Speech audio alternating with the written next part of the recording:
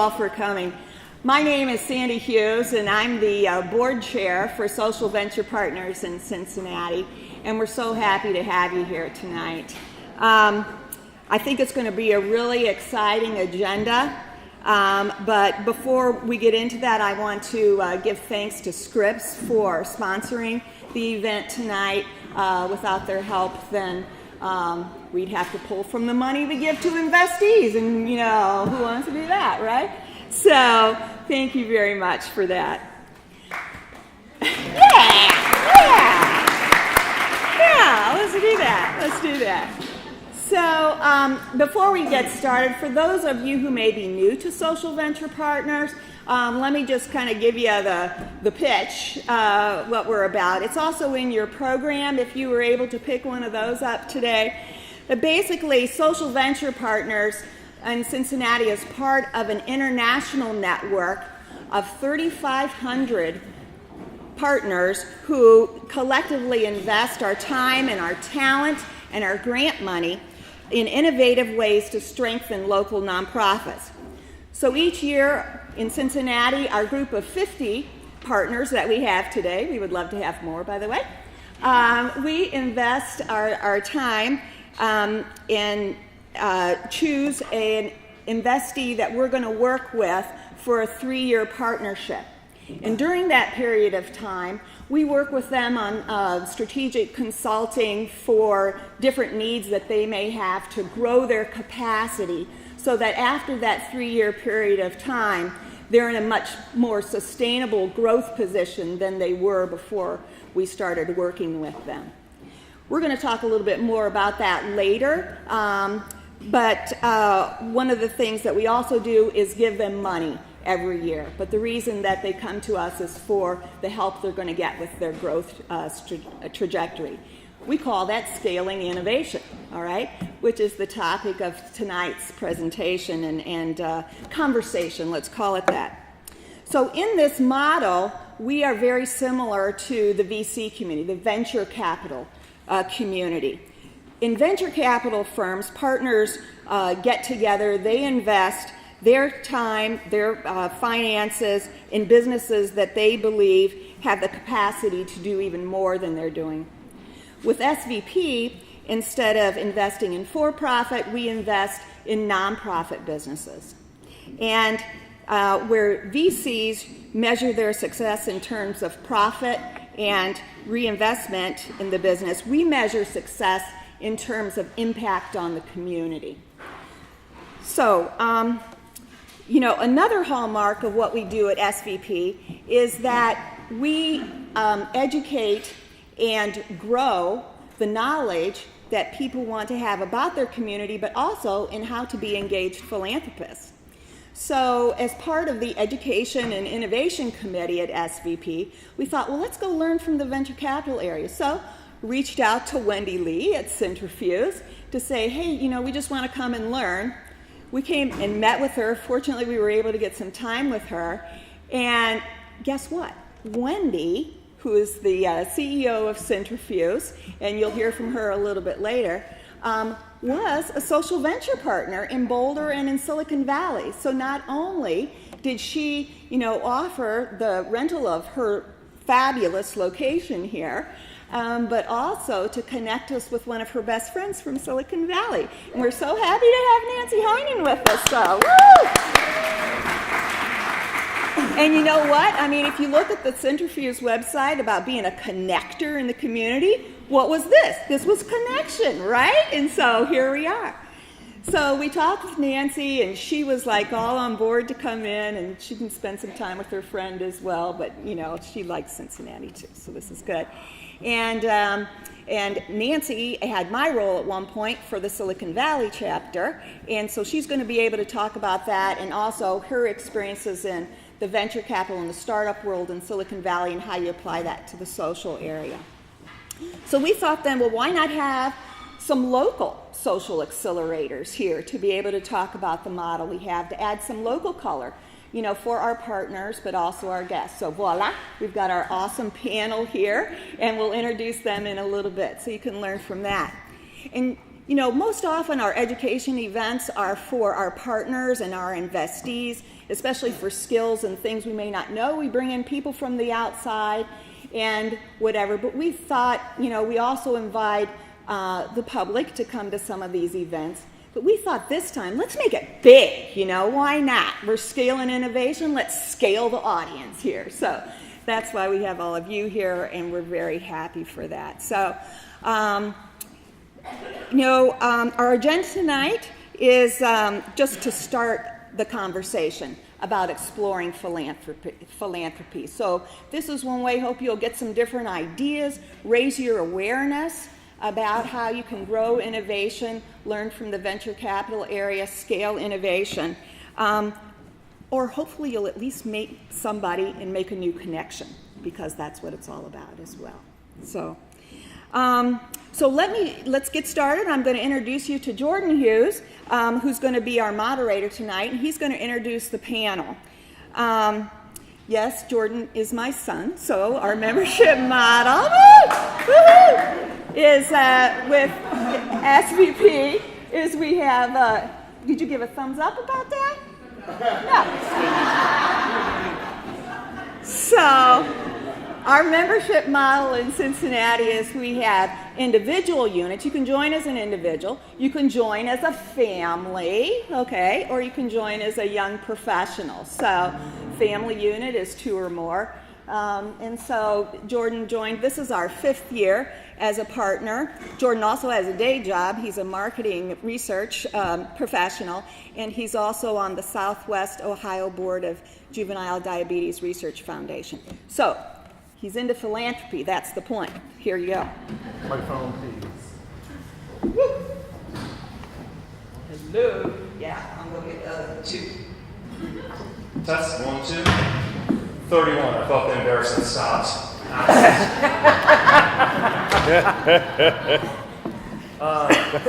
Thank you all for coming. Like my mom said, we have a great panel here for you today.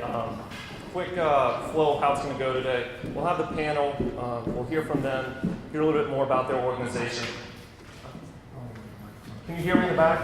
No, we need it for the video. All right, we need it. So, we'll hear from the panel a little bit about their organizations, a little bit more about what they do, and then we'll get into our keynote. We will have a question and answer session after the keynote, so I do ask that you hold your questions until that time. So we have 3 organizations up here, each tackling the challenge of improving our community in their own unique ways. So starting to my left here, Bill Tucker is the Senior Advisor and Executive Director of Flywheel Social Enterprise Hub. In the middle here, Ramsey Ford, co-founder, Design Impact. And on the end there, Sharon Mitchell is a past president of Impact 100 and their current membership chair, and also the one of the newest SVB partners, most importantly. So we'll jump right into it and hear a little bit about the organization. So Bill, let's start with you. Can you tell us a little bit about Flywheel Social Enterprise Hub? I can do that. It's touching. I guess that probably for most of you in this room, you recognize that every week individuals are released from prison to move back into this community and other communities around Southwest Ohio. The trouble is that for many of those individuals, if they don't find a job right off the bat, what they find themselves doing is going back to prison. And when you're an ex-felon in particular, sometimes finding a job is an incredibly difficult task. So I wanted to first start by telling you about an organization called Nehemiah Manufacturing. Located in the west end of Cincinnati, they manufacture, market, and distribute products with names that would probably be familiar to you as a consumer. Products like Dreft and Downy. And along the way, what they do is pretty interesting. They work with organizations like City Gospel Center to bring people into their company as employees that have very difficult backgrounds. Of the 100+ employees that they have, a good number of those, most of those actually, have prison records, and a pretty good number of those are ex-felons. What separates Nehemiah and why I'm talking about them is that because they're doing that they are a for-profit company. Their real social purpose is giving individuals in this community a second chance, and they're using the power of the marketplace to do that. You may also know in this community that when it comes to food insecurity, that over 20% of the kids in this community are touched by that. There's an organization in northern Kentucky by the name of Master Provisions. Master Provisions distributes food to families in need, and they take advantage of the multiple numbers of food distributors in northern Kentucky to supply that food. What makes them interesting is that they develop relationships with these people who provide them the food that they ultimately distribute, to the point that those folks say, you're really good at moving trucks around and moving food around, and through that we've decided we want you to help us with expedited freight. And so from Master Provisions, which is a faith-based nonprofit, their social purpose is taking the revenues that they generate, the profits that they generate, deploying those back into their philanthropy and their mission, and also employing people who come from difficult circumstances. Both of these examples I gave to you so you would understand what social enterprise is. In fact, we use the phrase social enterprise as business where society profits. I'm executive director of Flywheel Social Enterprise Hub, and that name really explains what we do. We are a social enterprise hub, connecting individuals within and organizations in this community around social enterprise. And in addition to that, the name Flywheel connotates how that goes about. How that happens. We help get organizations started, or social enterprises started, and then sustain them along the way. We do that to a couple of different things. First of all, we connect social entrepreneurs and we provide education and training. And then we're also a convener when it comes to stakeholders in the community around big issues that are important to social enterprises, which are things like impact investing. So when it comes to this notion of social innovation, we really believe that the marketplace is one of the most powerful tools in terms of social innovation. My name is Ramsey Ford. I'm the co-founder and design director at Design Impact. And Design Impact is a local nonprofit here in Cincinnati. It's a social innovation firm. So what we do is we actually work with other nonprofits, community groups, foundations to approach the problems that they're facing in more creative and inclusive ways. Okay, so we talk about creativity, we talk about it and we pursue it as a way of doing our work, not just because it's fun, although it can be a lot of fun to be creative when you're facing big problems, but because facing big problems with creativity is the only way to face those problems. It's the only way we're going to get to new solutions. And we work to build a more inclusive social sector, not just because it's the right way to do the work, which we do believe it's the right way to do the work, but because if we're going to find solutions that are relevant and useful to the people we're serving, we have to be inclusive in the way that we pursue those solutions. So an example of that, so it actually makes a little bit of sense, is some work we were doing in the last year with Partners for Competitive Workforce in Gateway Community College over in northern Kentucky. They have Gateway's got training programs for advanced manufacturing. In northern Kentucky, there's a lot of opportunities in advanced manufacturing for people to get great jobs to pay a living wage. Those jobs aren't all full, and they're having a really hard time recruiting women into those positions. There's also a lot of women in our region that would benefit from having those, who would benefit, and their families would benefit from being in those positions. And so there's a gap there that Gateway and Partners were having a hard time to close. And so they asked us to help them out with that problem. And the first thing we suggested was something kind of revolutionary, which was, let's go talk to people about this problem. And so we did that, and we went out and we talked to a lot of women that had dropped out of programs, had never heard of programs, had succeeded in programs. We rode the bus with women to find out what it's like to try to get to these programs on the bus. Surprise, it's impossible to drop your kids off at childcare and get to the training program at the right time. So you can actually go through that program to get the job. So just like really simple solutions that exist in that we found simply by being more inclusive in the way that we went about trying to solve that problem. But we didn't just stop with asking people what their opinions were, what their thoughts were, what their experience was. We actually want to engage all of those individuals in creating solutions. So we did, in that program, we brought everyone together. We had, the head of Partners for Competitive Workforce, the head of Gateway Community College, a woman that was in the program, a woman that's actually employed in the space, someone that had dropped out, trainers, owners of advanced manufacturing locations, all in the same room, working side by side, shoulder to shoulder as equals for solutions. I'm delighted to have a chance to tell you a little bit about Impact 100. Impact 100 is a women's collective giving network. And the way that it works is that each member donates $1,000 each year, and we take those donations and we pool them into large grants of $100,000 or more. So they're large transformative grants.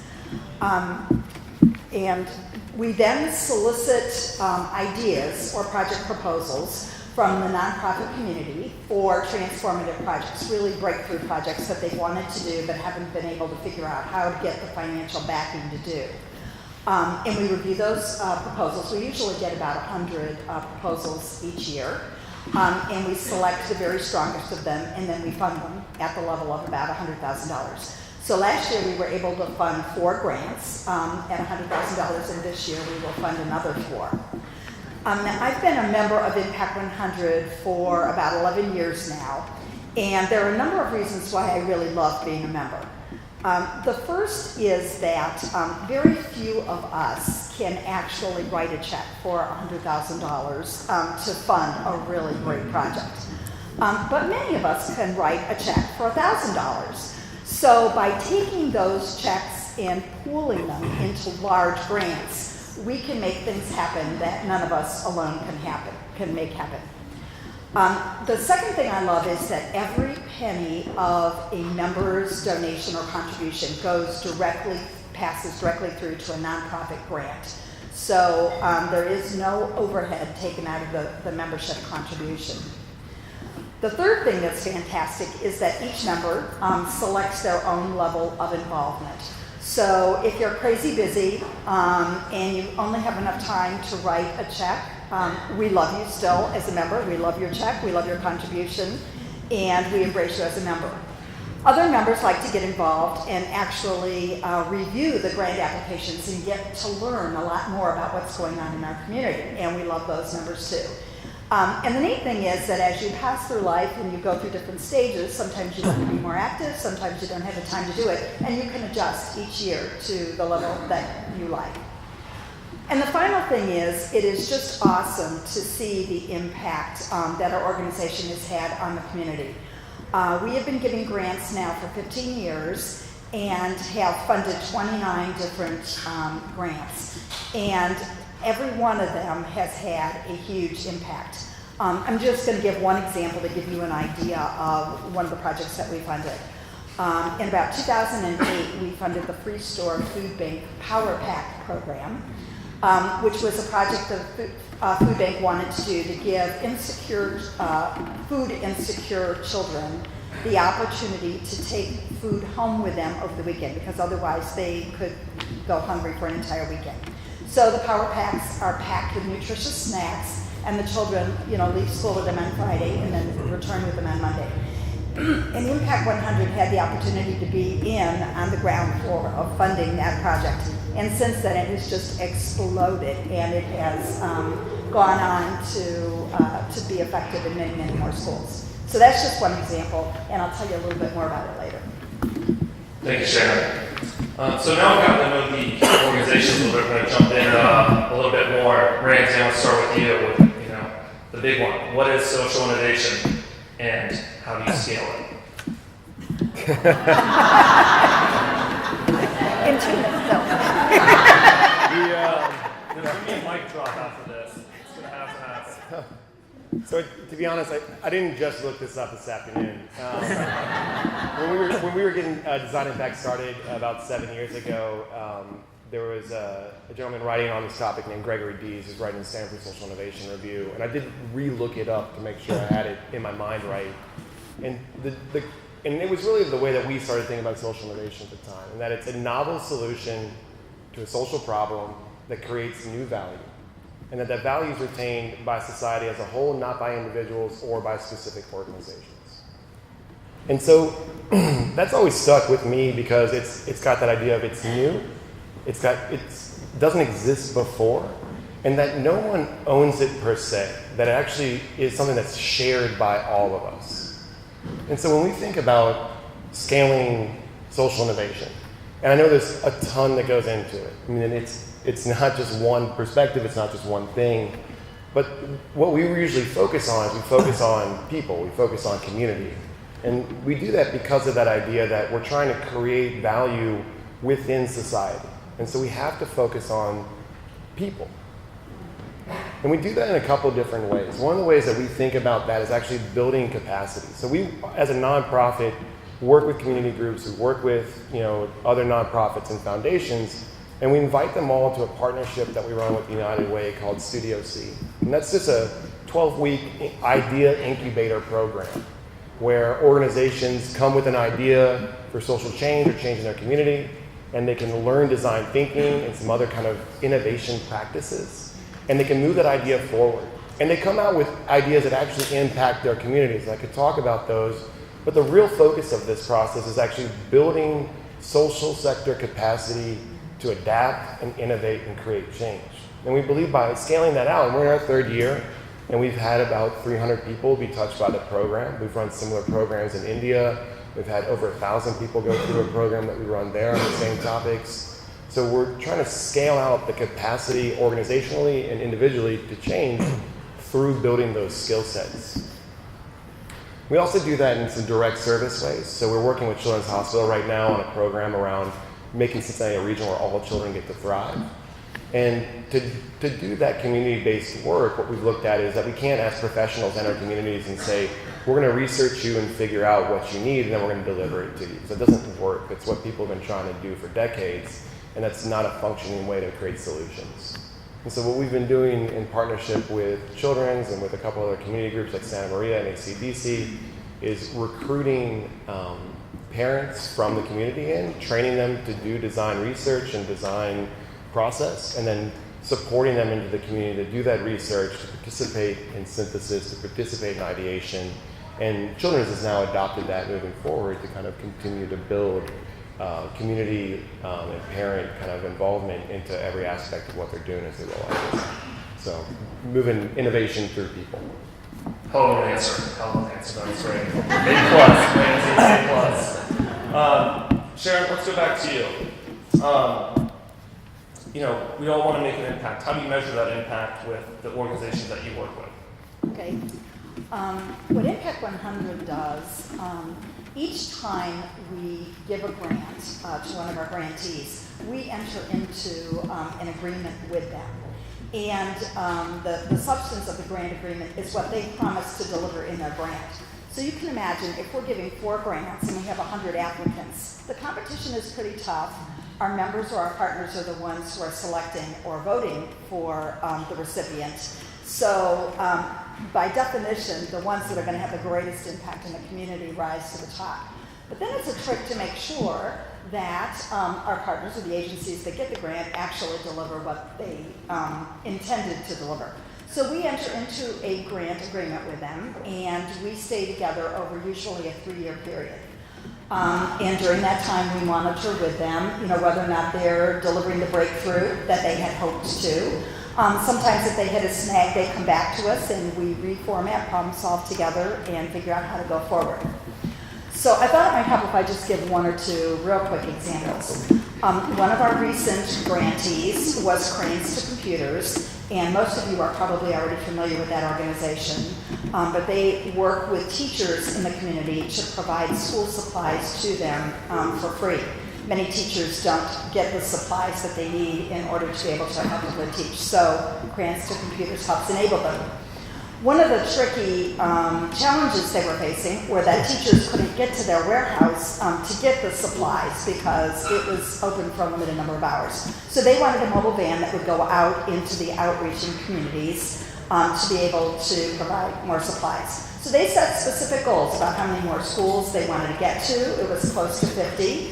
How many teachers they wanted to participate, how many supplies they would distribute, and they just blew their goals away. I mean, they far surpassed any goal they set. And in fact, we just learned that their model was so effective that there's been a ripple effect, and that within their organization association of organizations that do similar things in other cities, the model of having a mobile outreach van is being copied by 14 or 15 other agencies because it was so effective. Should I do another example? Do we have enough time? Maybe one more? No. Sure. Yeah, sure. Okay. One other really quick one is building value. And they are an amazing organization in our community that helps to deconstruct buildings and stabilize lots. They save the material from the buildings from going into landfills, and they provide training opportunities for individuals in the community that would not otherwise be employed. So when they got their grant, they set goals in each one of those areas, how many lots they were going to stabilize, and they blew that goal away. They about triple delivered what they thought they were going to do. They saved material from landfills. They were aiming to save about 500 tons of material from reaching landfills. They blew that away and did about 900 tons within a 1 or 2 year period. And then finally, they trained over 25 new people to be productive in the labor force. So each one of the projects is very, very different, but each one has a huge impact in the community. Thanks, Sharon. Next up, Bill, before we get in, this is a great space here. It makes me kind of hate my life in the cube. Bill actually works here, and he's going to kind of tell us how that came about. So I guess I kind of need to start with a little bit about the genesis of Flywheel. And it really starts back when the economic meltdown occurred not too many years ago. How many of you sat on boards at that time during the whole meltdown? Okay. You know what that felt like as being on the board of a nonprofit. People were scrambling, nonprofits were scrambling for ways to try to fund money to help support their programming. Flywheel kind of came out of that in Cincinnati when the community funders and a collaborative effort came together and said, we think this idea of social enterprise, that is ventures that earn revenue that will help support the mission of the organization, of the nonprofit organization, we think that makes a ton of sense. And Flywheel was born out of that. We didn't exist prior to that. 4 individuals had a cup of coffee following a meeting down at Greater Cincinnati Foundation, and that's how we were born. Our focus has always been in the nonprofit space. And operating in that nonprofit space has its benefits and it has its challenges. Anybody in this room who started a business, and if I ask you to raise your hands and probably be an equivalent number, knows that starting a business is not easy. It is hard. It takes incredible resources. It takes capital. It takes talent. It takes this whole entrepreneurial drive. And in the nonprofit space, that was new to the nonprofit space. At the same time, as we looked around this community a couple of years ago, we began to recognize that those same needs exist in the startup community. Access to capital, mentors, business planning, market research, and all those different skills. And so through a series of conversations, we began to realize there might be some alignment. And due to the generosity of Wendy Lee and with the facilitation of Jordan Vogel, we found ourselves here. And it provides a great opportunity for us to take the best practices that exist in the startup community and incorporate those into our work in the community. And at the same time, put a social purpose on many of the organizations that flow through here. It's been surprising to me since I've been here that the number of companies that have been started here who have a very strong social purpose. So we're hoping to capitalize on that. And then I have to say, I love the space. The free beer down on the first floor is really nice. We got Kentucky Bourbon Barrel Ale down there. I'm not sure what you have here, but that's what we have down there. But it's a fabulous space, and it does more than anything else. It drives creativity, and it really drives innovation. And that's what we really value about it. Did I mention I hate my kid? These are all great examples. There's so many organizations trying to do good in the community, and it kind of highlights the importance needed to build that collaboration through those organizations. We're all approaching it from a different way, and that's going to be tailored best to the organizations that we're trying to help. So it's important that we keep in touch.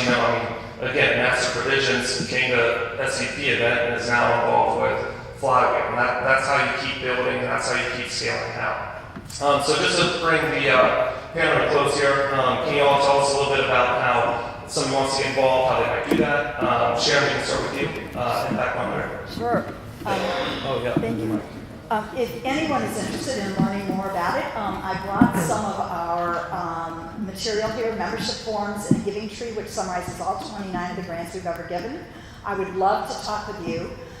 We have 2 major events coming up that are great ones to give you a feel for what the organization does. One is in late June, and it's the opportunity to meet our finalists, and the other is in September when we will actually award the grants. So, please see me. We have 4 or 5 other Impact 100 members in the audience that I'm sure would also be willing to talk with you. And we'd love to have you. Yeah, we can just open a line, Ramsey, that.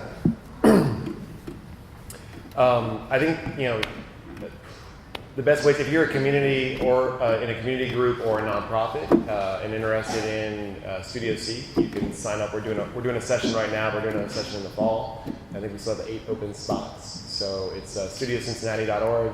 You can also ask me, and I can email it to you later. If you are not representing a nonprofit or community group, we are on the cusp of launching a new program with United Way called The Shift, which actually will engage professionals in working on social cause issues alongside nonprofits. So also an opportunity there. I don't have a place to direct you except to my pocket where I have business cards. So happy to hand this out. And I just realized after having spent over 3 decades in the commercial printing business, the fact that I did not bring a brochure is probably not smart. I guess I've made a big transition in the nonprofit space. Flywheel does workshops and training. We've actually got a workshop planned for June up here. In addition to that, our website, there are actually 2 websites we maintain. One is the Flywheel Cincinnati.org, and another is SECINCY.org. And on that website, you'll learn a bit about our event that will be held on October 3rd. Last year, we did this event down at Union Terminal. This year, we're moving it to the Freedom Center. That will partnering with them because our purposes are very closely aligned. We'll have about 300 people down there. That's about 100 more than we had at Union Terminal. A couple of keynote speakers and a real opportunity to engage with social entrepreneurs and learn more about the space. And we hope to be able to showcase a couple of entrepreneurs that maybe some people might be interested in really doing some real investing in, particularly with an emphasis on tech. Thank you, Bill. Yeah. We've had enough hot mics. Round of applause for the panel, please.